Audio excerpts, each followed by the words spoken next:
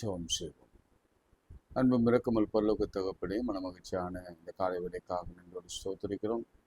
சேர்ந்து சொல்லுங்க. உன்னதமானவரின் மறைவில் இருக்கிறவன், சர்வ வல்லவரின் நிழலில் தங்குவானான். கர்த்தரை நோக்கி, நீர் என் அடைக்கலம், என் கோட்டை, என் தேவன், நான் நம்பியிருக்கிறவர் என்று சொல்லுவேன். அவர் உன்னை வெளியுடைய கண்ணிக்கும் பாழாக்கும் கொள்ளைக்கும் தப்புவிப்பார். அவர் தமது சிறகுகளாலே உன்னை மூடுவார். கர்த்தரின் மேய்ப்பராக இருக்கிறார். சொல்லுங்க. தெரிஞ்சதுதான். இந்த மூன்று சங்கீதம் நம்ம சொல்லும் பொழுது நிச்சயமாகவே ஆண்டவர் செய்த நன்மைகளை நாம் எடுத்துரைக்கிறோம். அவர் என்னை புல்லுள்ள இடங்களில் மேய்த்து அமர்ந்த தண்ணீர் என்னை கொண்டு போய் விடுகிறார். என் ஆத்துமாவை தேற்றி தமது நாமத்து நிமித்தம் என்னை நீதியின் பாதை நடத்துகிறார். நான் மரண இருளின் பள்ளத்தாக்கில் நடந்தார். இருளில் உண்டாகும் பயங்கரத்திற்கும், பகலில் பறக்கும் அம்புக்கும், இருளில் நடமாடும் கொள்ளை நோய்க்கும், மத்தியானத்தில் பாழாக்கும் சங்காரத்துக்கும் நீ பயப்படாதிருப்பாய். கர்த்தரனை காக்கிறவர். கர்த்தரின் வலது பக்கத்தில் எனக்கு நிழலாக இருக்கிறார். பகலிலே வெயிலாகும் நிலை, இரவிலே நிலவாகில என்னை சேதப்படுத்துவதில்லை. கர்த்தர் எல்லா தீங்குக்கும் விலக்கி காப்பார். அவரின் ஆத்துமாவை காப்பார். கர்த்தரின் போக்கிய மரத்தை இது முதற்கொண்டு என் நெண்டிக்கும் காப்பார். இந்த வார்த்தையின்படி நீ செய்கிற அதிசயங்களுக்காக, அற்புதங்களுக்காக ஸ்தோத்திரிக்கும். என்ன முடியாத அற்புதங்கள் அதிசயங்களையும் யோபுக்கு செய்தவர் எங்களுக்கும் செய்கிறது. அதுக்காக ஸ்தோத்திரம். என் மீட்பர் உயிரோடு இருக்கிறார். நன்றி செலுத்துகிறோம் சுவாமி. ஆண்டவரே, இந்த நாளிலும் மாறுதலுக்காக நாங்கள் காத்திருக்கிறோம். மாறுதல் நிச்சயம் வரும். கர்த்தர் செய்வார். இயேசுவின் நாமத்தில் ஜெபிக்கிறோம் நல்ல பிதாவே, ஆமென். விட்டு கொடுக்கலையே சாத்தான் கையிலும் மனுஷன் கையிலும் விட்டு கொடுக்கையே. விட்டு கொடுக்கலை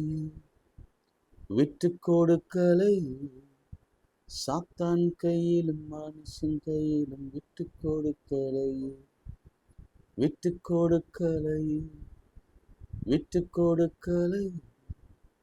சாத்தான் கையிலும் மனுஷ கையிலும் விட்டு கொடுக்கலை. கொஞ்சம் கூட நினைச்சு பார்க்கல, என்ன தேடி வந்தீங்க. எந்த மனுஷன் உதவல, நீங்க வந்து நின்னீங்க. கொஞ்சம் கூட நினைச்சு பார்க்கல, என்ன தேடி வந்தீங்க. எந்த மனுஷன் உதவல, நீங்க வந்து நின்னீங்க. விட்டு கொடுக்கலையே சத்தான் கையிலும் மனுஷன் கையிலும் விட்டு கொடுக்கலையே. கலங்கிட என்னை கண்டு கடல் மேல் நடந்து வந்து காற்றையும் கடலை மதட்டி கரை சேர்த்தீங்க.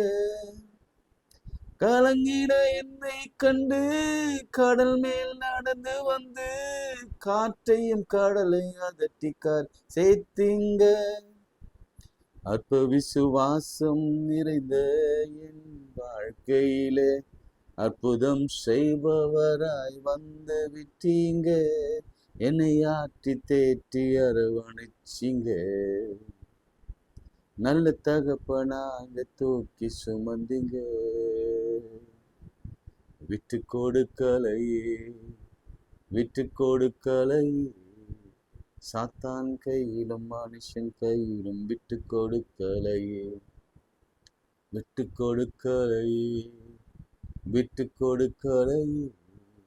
சாத்தான் கையிலும் மனுஷன் கையிலும் விட்டு கொடுக்கையிலே. கல்லெறியும் மனிதன் முன்பு கரைப்பட்ட வாழ்வு கண்டு கல்லெறிய விடாமல் என்னை காத்து கொண்டீங்க. கல்லெறியும் மனிதன் முன்பு கரைப்பட்ட வாழ்வு கண்டு கல்லெறிய விடாமல் என்னை காத்து கொண்டீங்க. பாவம் நிறைந்த இருளான வாழ்க்கையில ஆக்கினி தீர்க்காம ஆதரிச்சிங்க. என ஆற்றி தேற்று அரவணைச்சிங்க. நல்ல தகப்பனாக தூக்கி சுமந்தீங்க. விட்டு கொடுக்கலை சாத்தாங்கையிலும் மனுஷங்கையிலும் விட்டு கொடுக்கலை விட்டு கொடுக்கலை, சாத்தாங்கையிலும் மனுஷங்கையிலும் விட்டு கொடுக்கலை.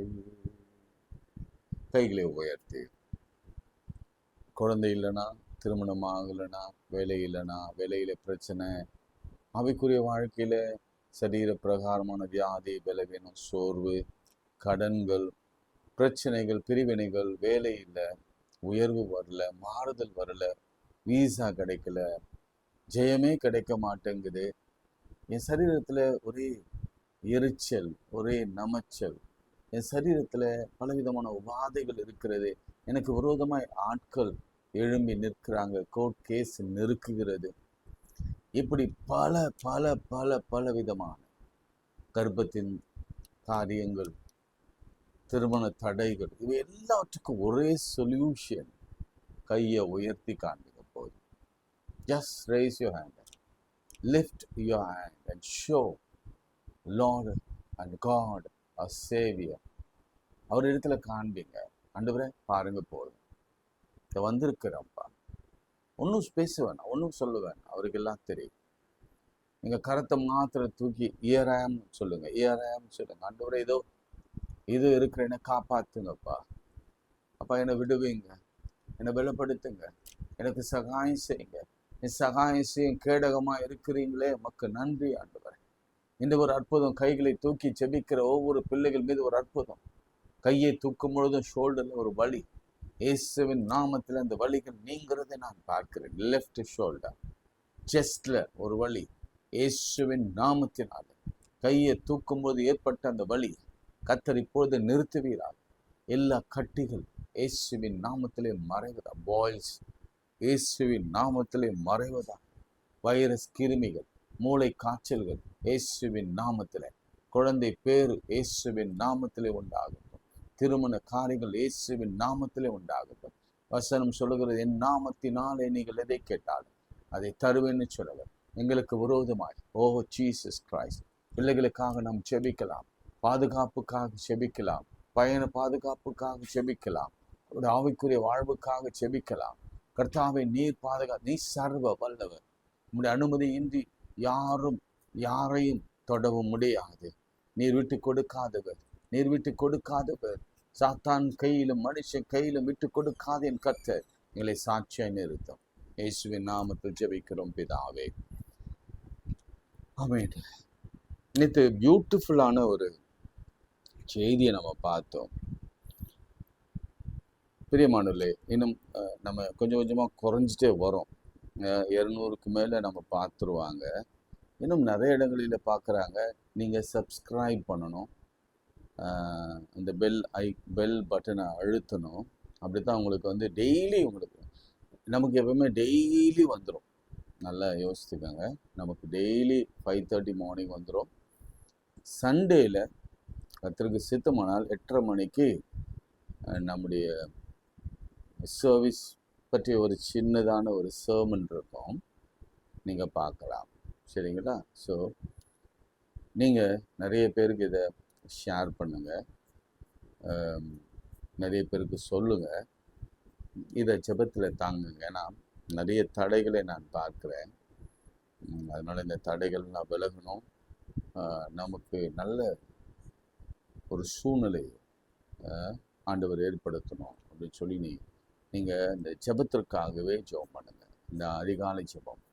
ஏன்னால் பிசாசு எப்படின்னா, முதல்ல அவரை தேட விடாமல் நம்மை தடுப்பான். அவங்க தேட விடாத ஆட்களை அவன் வந்து நிறைய பேரை சேர்க்கிறான். அதனால் தயவுசெய்து அவரை தேடுவதில் மாத்திரம் நம்ம குறை வைக்கவே கூடாது. எப்படியாவது குறைந்தது 1/2 மணி நேரம், ஆண்டவர் கடைசியாக அவருடைய விருப்பத்தை சீடர்களுக்கு சொன்னார், 1 மணி நேரமாவது விழித்திருந்து ஜெபம் பண்ணக்கூடாதுன்னு கேட்டார். அவருடைய ஆசையை யாரெல்லாம் ஃபுல்ஃபில் பண்ணுறேன், நீங்கள் மினிஸ்டர் செய்து ஃபுல்ஃபில் பண்ண வேணாம், அல்லது நீங்கள் ஏழைகளுக்கு கொடுத்தோ அல்லது ஊழியக்காரர்களுக்கு கொடுத்தோ அல்ல, ஜெபம் பண்ணுவதன் வழியாக அட்லீஸ்ட் 1 hour a day எப்படியாவது அதை ஸ்ப்ளிட் பண்ணியாவது நீங்கள் ஜெபம் பண்ணுங்கள். அதனால் அநேக பேருக்கு அறிமுகப்படுத்துங்க, இந்த ஜெபத்தின் மேன்மையை கற்றுக் கொடுங்க. நான் ஏற்கனவே உங்களுக்கு சொன்ன அநேக சாட்சிகள் எழும்பி கொண்டிருக்கிறது. அநேகரை நான் தினந்தோறும் தொலைபேசியின் வழியாக தொடர்பு கொண்டு கர்த்தர் அவர்கள் செய்ததை சொல்லி கொண்டிருக்கிறார்கள். அதனால என்னமோ தெரியல, நிறைய தடைகள் வருகிறது. எனவே தடைகள் மாறும்படி நாம் ஜெபிக்க வேண்டும். நேற்று அந்த அந்த அழகான வார்த்தையை தான் நமக்கு ஆண்டவர் திரும்ப திரும்ப வெளிப்படுத்தினார். அதாவது யோபுவில் மாறுதல் எப்பொழுது வரும் என்று என்னுடைய போராட்டத்தின் நடுவே நான் காத்திருந்தேன். ரொம்ப அழகான ஒரு நம்பிக்கை. இல்லை, என்னதான் எல்லாரும் இறந்து போனாங்க, எல்லாவற்றையும் இழந்து போனா, மனைவி கூட கூட இல்லாத நிலை தான். அப்படிப்பட்ட சமயத்துல அவனுக்குள்ள ஒரு சின்ன நம்பிக்கை இருந்தது. இந்த நாசியில சுவாசம் ஓடிக்கொண்டிருக்குது, இருதயம் துடித்து கொண்டிருக்கிறது, அவயவங்கள் ஏதோ ஒரு உள்ள இருக்கிற அவயவங்கள் வேலை செய்து கொண்டிருக்கிறது. அதனால அவன் சொல்றான், எனக்கு மாறுதல் எப்பொழுது வரும் என்று எனக்கு குறிக்கப்பட்ட போராட்டத்தின் நாளெல்லாம் நான் காத்திருக்கிறேன். யாக்கோபில யோபுவின் பொறுமையை குறித்து நீங்கள் கேள்விப்பட்டிருக்கவில்லையா அப்படின்னு சொல்லுவார்ல. ரொம்ப அழகான வசனம். அப்போ யோபு எவ்வளவு பொறுமையோடு கூட காத்திருந்தார். நமக்கு அந்த பொறுமை மிக மிக மிக அவசியம். ரொம்ப ரொம்ப வேகமா எல்லாம் நடக்கணும்னு நம்ம எதிர்பார்க்கக்கூடாது. நானும் தப்பா சில காரியங்கள்ல எதிர்பார்ப்பேன். எல்லாம் இம்மீடியட்டா நடந்துடணும், இன்ஸ்டண்டா நடந்துடணும் அப்படின்னா எதிர்பார்ப்பேன். ஆனா ஆண்டவர் யோபுவின் வழியா நம்மளுக்கு கற்றுக் கொடுக்குற பாடம் அந்த வார்த்தையை நீங்க யாக்கோபிலிருந்து எடுத்து எனக்கு அனுப்புங்க. யோபுவின் பொறுமை குறித்து நீங்கள் கேள்விப்பட்டதில்லையா? அப்போ ஒரு 6000 ஆண்டுகளாக, நான் சொல்றது என்னன்னா 4000 இல்லை, கிட்டத்தட்ட 6000 ஆண்டுகளாக யோபுவின் வாழ்க்கையை குறித்து அந்த யூத மக்கள் அந்த ஸ்டோரியை கேட்டு கேட்டு கேட்டு கேட்டு பழகிட்டாங்க. எப்படி யோபு சன்மார்க்கனான் தான், அவனுக்கு எப்படி இழப்பு ஏற்பட்டது, எப்படி சரீரத்துல பாடு ஏற்பட்டது, எப்படி அவன் உயிருள்ள இயேசு கிறிஸ்துவை அவன் அப்பொழுதே அவன் தரிசனமாய் தீர்க்க தரிசனமாய் இதை உணர்ந்தான் என்பதெல்லாம் சொல்லி சொல்லி சொல்லி சொல்லி வளர்த்துருக்குறாங்க. அதனால நீங்க அந்த மாதிரி பொறுமையா இருங்க என்று ஆண்டவர் சொல்றார். பொறுமையோடு காத்திருப்போம். கர்த்தருக்கு காத்திருக்கிறவர்கள் புது பலன் அடைந்தது. பழைய பலன் இல்லை, நியூ ஸ்ட்ரென்த். ஸ்ட்ரென்த் இருக்கு, ஆனா பலவீனத்துல கர்த்தருடைய பலன் பூரணமாய் விளங்கும்படியா நாம் பொறுமையாய் காத்திருப்போம். எவ்வளவு நாள் ஐயா பொறுமை அப்படின்னு என்ன கேட்குறீங்களா? எனக்கும்னா அதே கேள்விதான். ஐயா எவ்வளவு நாள் பொறுமையா இருப்பது? அப்போ ஆண்டவர் சொன்னார், இல்லை மாறும், எல்லாம் மாறுமே, கூடுமே, எல்லாம் கூடுமே, உம்மால் எல்லாம் கூடும். நல்ல பாட்டு, ஒரு பழைய பாட்டு இருக்கு. காலங்கள் மாறும், கவலைகள் தீரும், காரணம் நீதானையா. என் ஜபத்தில் என்னோடு இருப்பீங்கன்னா இந்த பாட்டு உங்களுக்கு ரொம்ப ஃபெமிலியர் இருக்கும். எங்கள் அம்மாவுக்கு பிடிச்ச பாடல், அதை நான் அடிக்கடிக்கு நான் பாடுவேன். காலங்கள் மாறும், கவலைகள் தீரும், காரணம் நீதானையா. உலகத்தில் என்னென்ன ஜெயங்கள் கண்டே நான் இந்நாள் வரை, ஆனாலும் ஏனோ நிம்மதி இல்லை, குழப்பங்கள் நிறைகின்றன. ஆனாலும் ஏனோ நிம்மதி இல்லை, குழப்பம்தான் நிலைகின்றன. என் நிலை மாற ஆதாரம் நீர்தானையா, ஆதாரம் நீர்தானையா. காலங்கள் மாற, கவலைகள் தீர, காரணம் நீதானையா. உந்தனின் சாட்சியாய் வாழ உள்ளத்தில் வெகு நாளாய் ஆசை, உந்தனின் சாட்சியாய் வாழ உள்ளத்தில் வெகு நாளாய் ஆசை, உம்மிடம் வந்தேன், உள்ளத்தை தந்தேன், சாட்சியாய் வாழ்ந்திடுவேன். என் நிலை மாறும், உம்மிடம் வந்தேன், உள்ளத்தை தந்தேன், சாட்சியாய் வாழ்ந்திடுவேன். என் நிலை மாற ஆதாரம் நீதானையா, ஆதாரம் நீதானையா. காலங்கள் மாறும், கவலைகள் தீரும், காரணம் நீதான். என்னோட சேர்ந்து பாடுங்க. காலங்கள் மாறும், கவலைகள் தீரும், காரணம் ஏசு, காரணம் நீதானையா. திரும்ப ஒரு விசை நல்ல விசுவாசத்தோடு கைகளை கூட உயர்த்தி. காலங்கள் மாறும், கவலைகள் தீரும், காரணம் யோ நீங்க தான் ஆண்டவரே காரணம், நீங்க தான் காரணம் நீதானையா. சில நேரங்களில ஆண்டவர் அனுமதிக்கிற இந்த பாடுகள், நீ ஒரே ஒரு இன்சிடென்ட் மாத்திரம் நான் சொல்ல விரும்புகிறேன். யோபு 14 மாதிரியே மத்தேயு 14ல நாம் ஒருவரை குறித்து பார்க்க போகிறோம். மத்தேயு 14ஆம் அதிகாரம். இதை பார்த்துட்டு அமைச்சோம் மாட்டாம். நீங்க தயவு செய்து திரும்ப சொல்றேன், இந்த வார்த்தைகள் எல்லாம் நீங்க நிறைய பேருக்கு சொல்லுங்க, ஷேர் பண்ணுங்க, இந்த பிரசங்கங்களே ஷேர் பண்ணுங்க. நீங்களும் நிறைய இந்த மாதிரி யாருக்கெல்லாம் மாற்றம் வந்தது வாழ்க்கையில, கர்த்தர் அனுமதித்த பாடுகள் வழியாக எப்படி போனாங்க, அவங்க வாழ்க்கை எப்படி மாறிற்று என்பதெல்லாம் நீங்க பைபிளை ஆய்வு செய்யுங்க.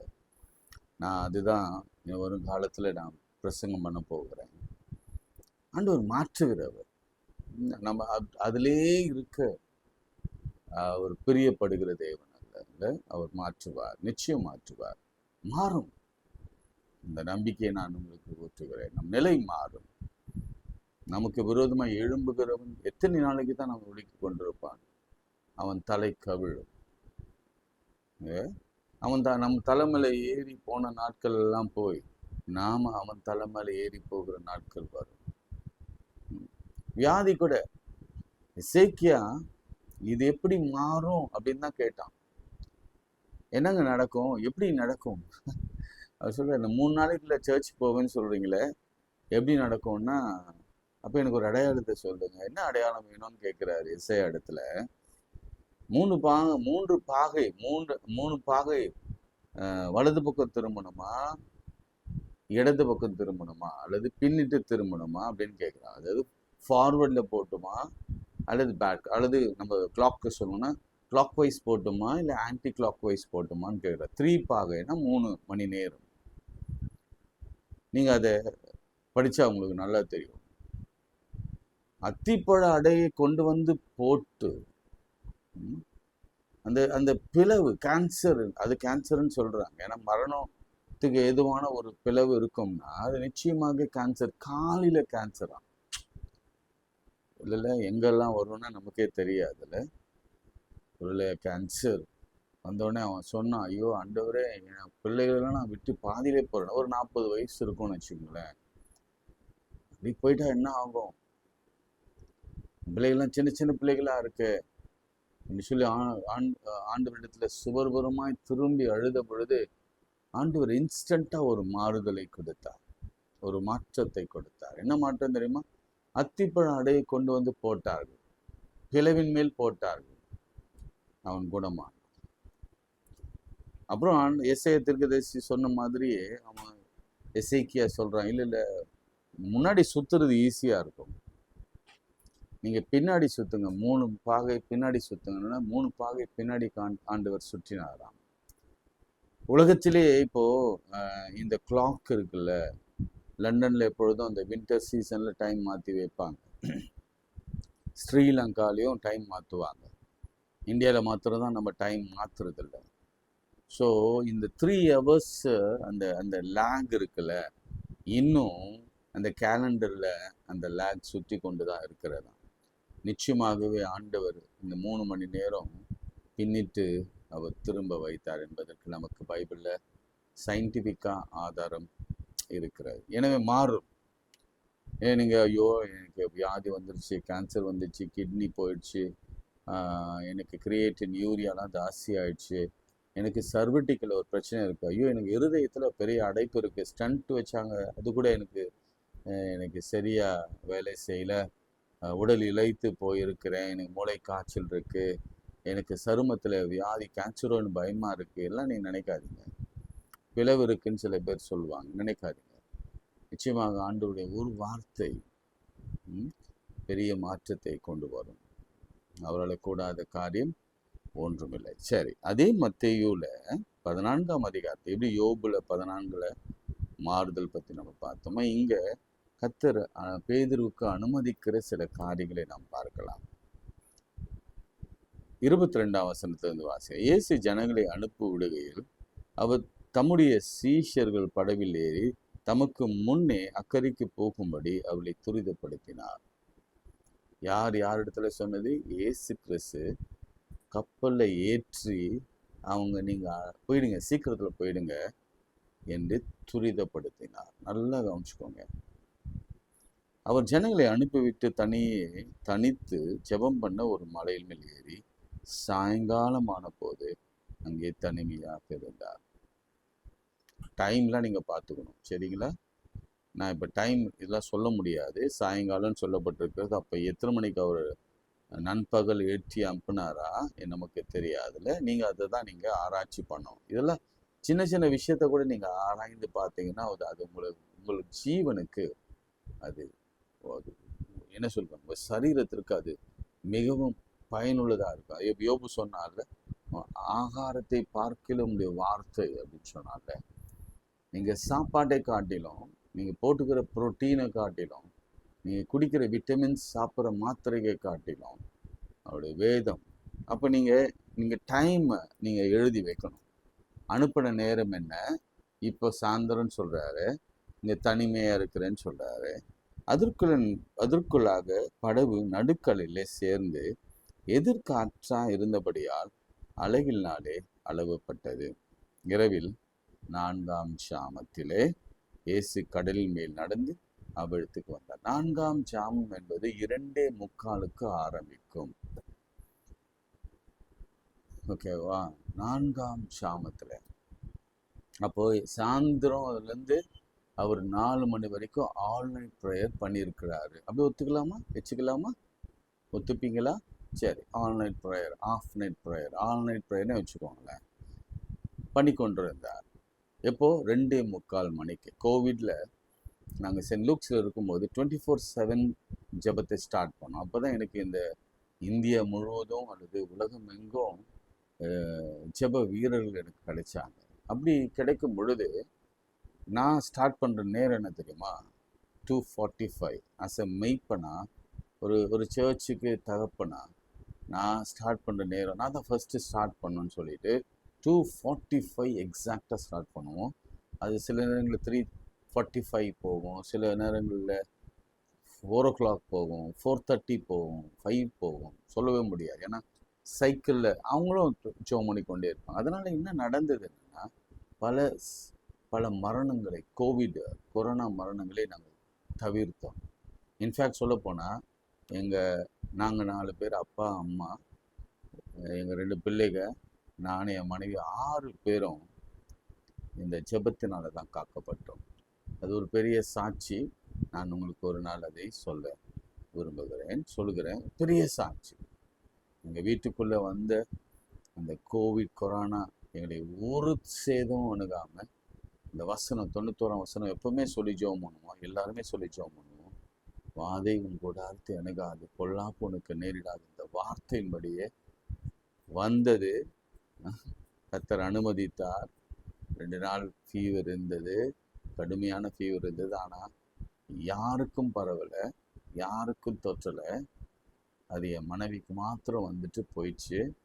அது நாங்கள் சாதா ஃபீவர்னா நினச்சிருந்தோம். இல்லை, அது கொரோனா ஃபீவர் தான்.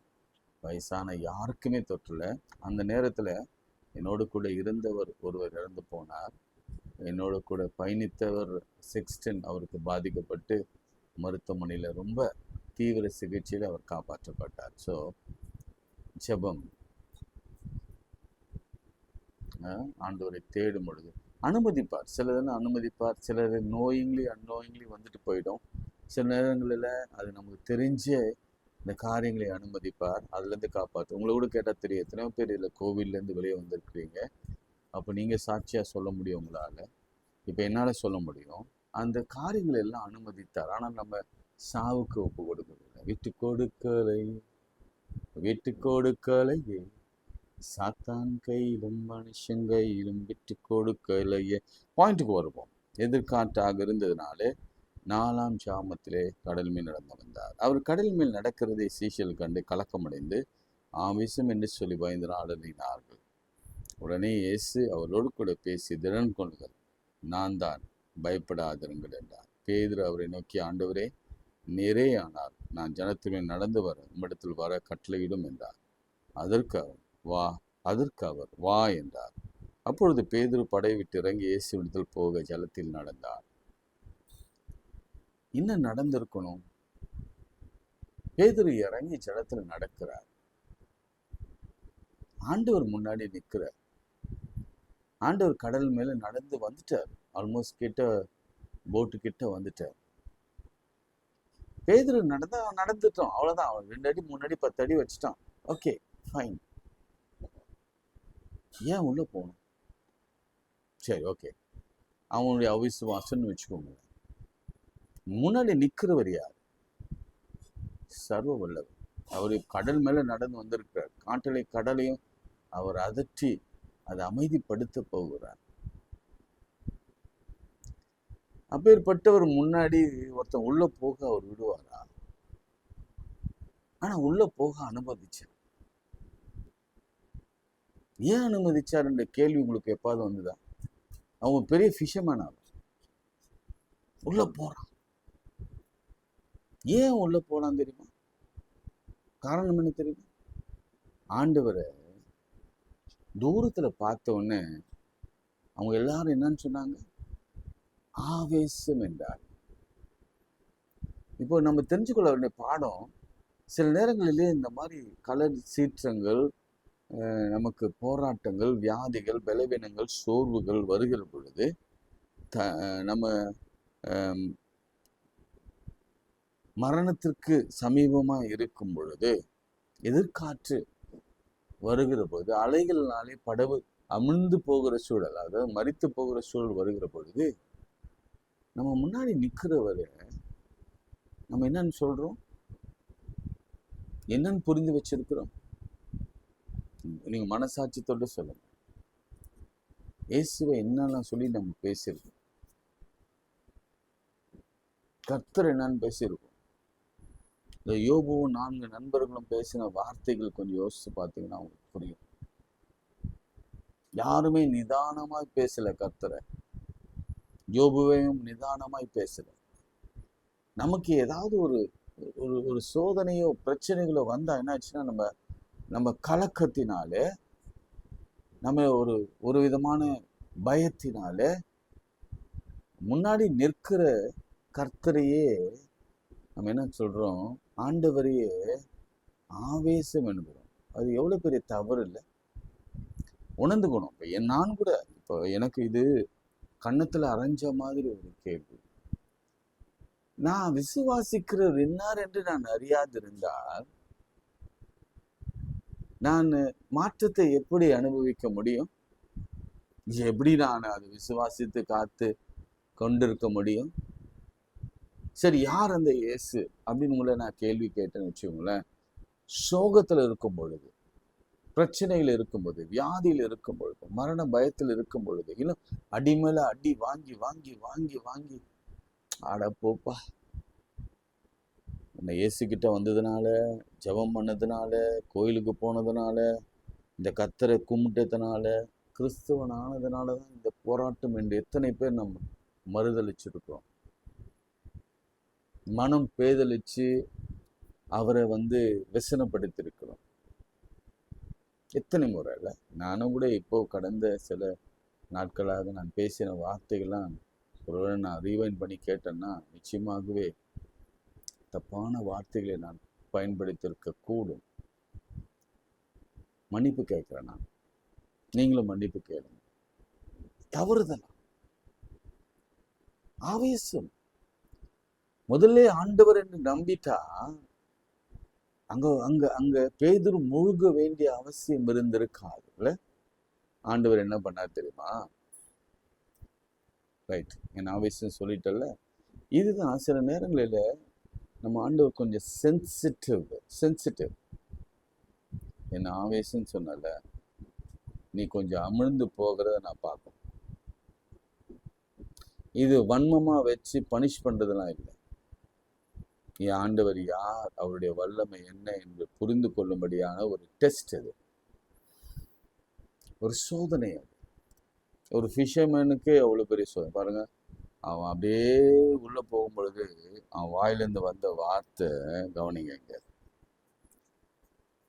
ஆவேசம் சொன்னவன் அமிழ்ந்து போகையில ஆவேசம் என்று சொன்னவன். இது எழுதி வைங்க, உங்க பைபிள் எழுதி. பேதுரு இயேசுவை ஆவேசம் என்று சொன்னவன் இப்பொழுது அமிழ்ந்து போகையில, துன்பப்படுகையில, சோதனைக்குட்படுகையில, நம்ம மரண படுக்கையில நம்ம என்னன்னு கூப்பிடணும், ஆட்டோமேட்டிக்கா வந்துடும்ல, அம்மா அப்பான்னு வந்துடும்ல. அந்த மாதிரி இவன் என்ன சொல்றான், ஆண்டவரே என்றான். அப்ப எங்க போச்சு? அதனால நம்ம என் மீட்பர் உயிரோடு இருக்கிறார், அது முதல்ல நம்ம புரிஞ்சுக்கணும். நான் விசுவாசிக்கிற விண்ணார் என்று அறிவேன். அவர் எண்ணற்ற காரியங்களை அவர் அதிசயங்களை செய்கிறவர், ஆச்சரியங்களை செய்கிறவர், அற்புதங்களை செய்கிறவர், அதிசயமானவர். அவருக்கு நிகர் அவர்தான். அவருக்கு நிகர் இந்த உலகத்துல ஒருவரும் இல்லை. இன்னைக்கு உங்க பிரச்சனை எதுவாக இருக்கட்டும், அவரை முன்னாடி நிறுத்தி வச்சுட்டு அவரை ஆவேசம்னு சொல்லாம, ஐயா அவர் ஒரு ஆவி, அவர் இவ்வளவுதான், அவர் மனுஷகுமாரன், அவர் தெய்வகுமாரன், அப்படி என்னென்னவோ பேசாம, அவர் வெறும் ஜீசஸ் தான், அவருக்கு என்ன தெரியும் இல்லை, இப்படிலாம் நம்ம பேசாம நம்ம சொல்ல வேண்டிய வார்த்தை என்ன தெரியுங்களா? ஆண்டவரே. அமிழ்ந்து போகிற பொழுது அவன் சொன்ன வார்த்தை, ஆண்டவரே என்னை ரட்சியும் என்றார். உடனே இயேசு கையை நீட்டி அவனை பிடிச்சு, அற்ப விசுவாசியே ஏன் சந்தேகப்பட்டார்? அதுதானே பாருங்க.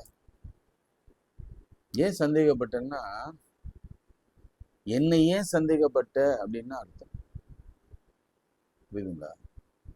நல்ல கவனிங்க. என்னை ஏன் சந்தேகப்பட்ட?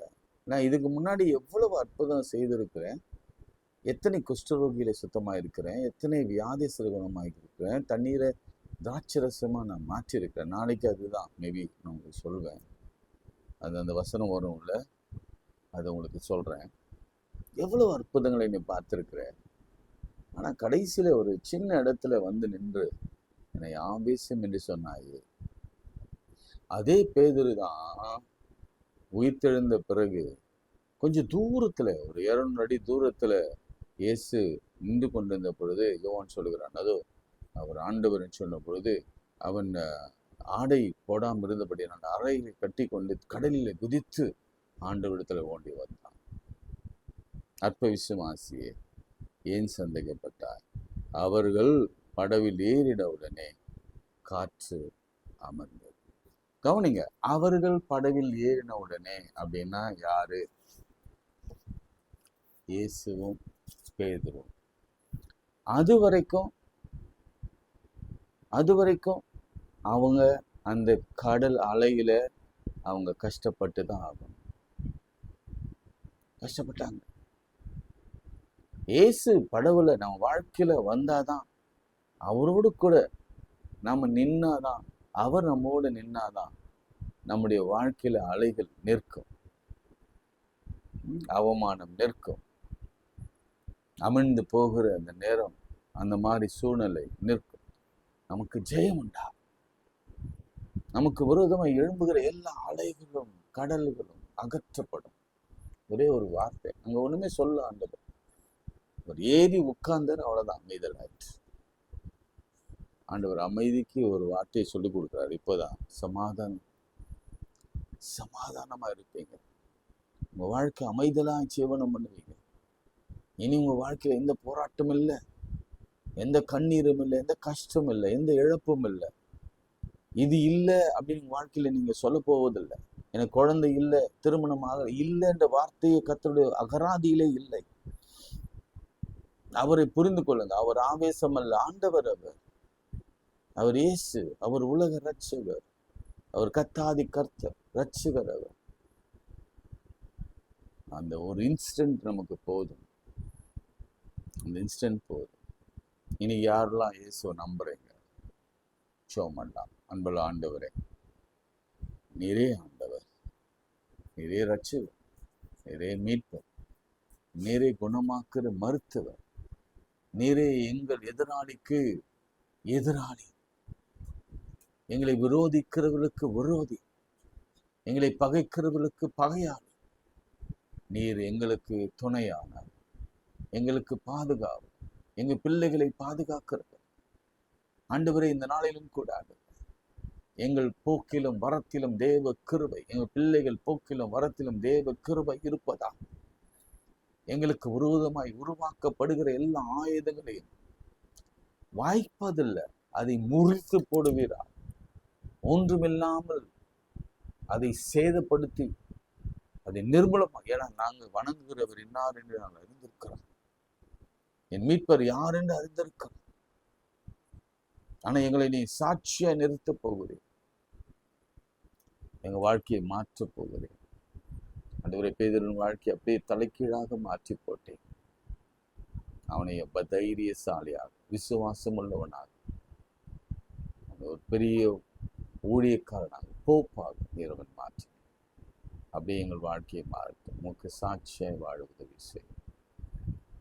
உந்தனின் சாட்சியாய் வாழ உள்ளத்தில் வெகு நாளாய் ஆசை, உம்மிடம் வந்தே உள்ளத்தை தந்தே சாட்சியாய் வாழ்ந்திடுவே, என் நிலை மாறும்.